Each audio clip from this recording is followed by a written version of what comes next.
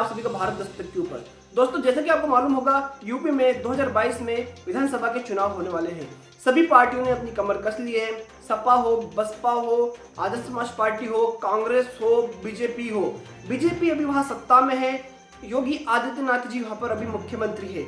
और सही मायनों में अगर यूपी वालों से बात करोगे ग्राउंड लेवल पर जाकर, तो यूपी में अभी जंगल राज है। जिस प्रकार से जब बहुजनों की सरकार रहती है, चाहे लालू जी की रहे, समाजवादी पार्टी की रहे, बसपा की रहे, किसी भी बहुजन नेता की सरकार रहे, तो ये सवर्ण नेता, ये जो मनुवादी लोग हैं, ये उसे जंगल राज बताते हैं। लेकिन असली मायनों में जब एक ठाकुर सीएम की सरकार है, एक स्वर्ण की सरकार है, तो असली मायने का जंगल राज अभी यूपी में चल रहा है। आप यूपी से हैं तो नीचे कमेंट करके बता सकते हैं यूपी में जंगल राज है या नहीं है, क्या मैं झूठ बोल रहा हूँ। नीचे कमेंट करके आप बताइए, कहीं से भी हो नीचे बताइए यूपी में जंगल राज है या नहीं है।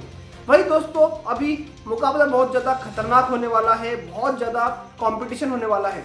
बीजेपी के पास वहाँ पर हिंदू वोट बैंक है, जय श्री राम वाला, राम मंदिर वाला, और जो मुसलमानों से नफरत करता है वो।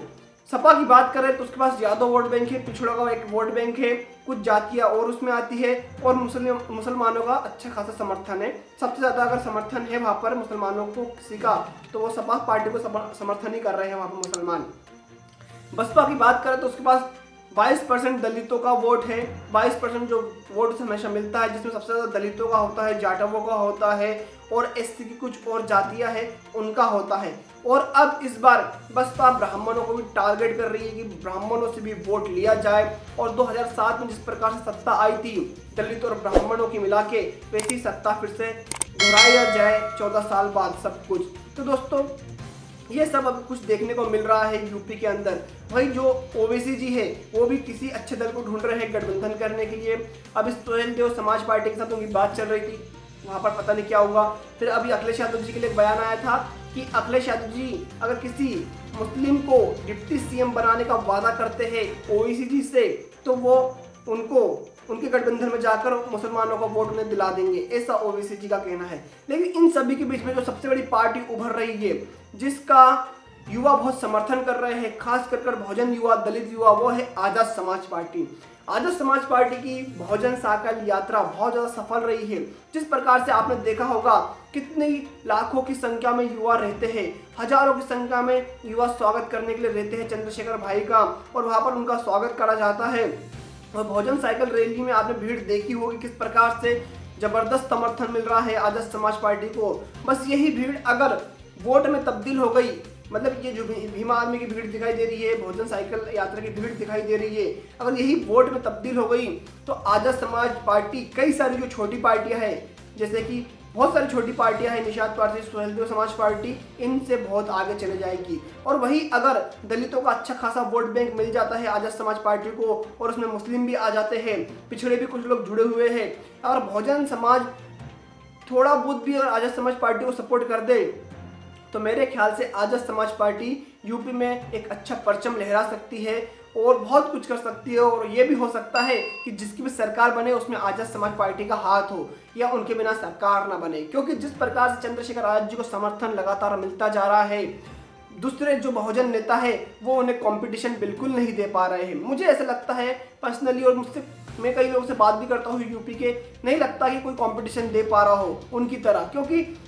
बहुजन चाहता है कि उसकी बात हो, वो लोग चाहते हैं कि दलितों की बात हो, लेकिन यहाँ पर अगर हम दूसरी जाति या किसी और की बात करेंगे तो वो लोग हमें सपोर्ट नहीं करते हैं एक्चुअली।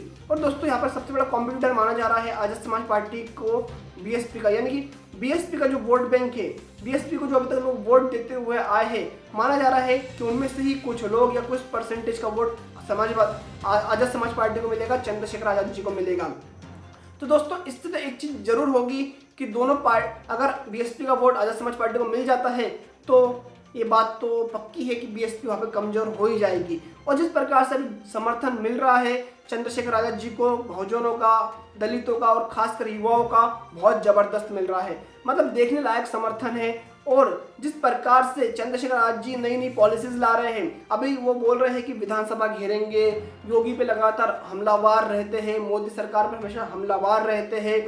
जहाँ भी विरोध प्रदर्शन होता है, चाहे वो शिक्षक भर्ती का हो, चाहे वो आरक्षण का हो, नीट को लेकर हो, या फिर कोई जातीय उत्पीड़न हो, सबसे पहले आपको चंद्रशेखर आजाद वहां पर जाते हुए दिखेंगे और सबकी आवाज उठाते हुए दिखेंगे, चाहे वो किसान आंदोलन क्यों ना हो। तो दोस्तों मुझे लगता है अगर ये जो चंद्रशेखर आजाद जी के साथ भीड़ आ रही है और उनको सपोर्ट दिखा रही है, ये वोट में तब्दील हो जाती है तो बहुत बड़ा एक मूव देखने को मिलेगा। मूव इस प्रकार से देखने को मिलेगा कि एक ऐसी पार्टी जो अभी 1 साल पहले बनी हो, 1.5 साल पहले बनी हो, वो अच्छी खासी सीटें हासिल कर लेती है, तो उसके बिना सरकार बनाना यूपी में मुश्किल हो जाएगा और हो सकता है कि अच्छा खासा वोट बैंक भी तैयार कर ले आजाद समाज पार्टी। आपको क्या लगता है कि चंद्रशेखर आजाद जी का चेहरा आजाद समाज पार्टी कुछ कमाल कर पाएगी?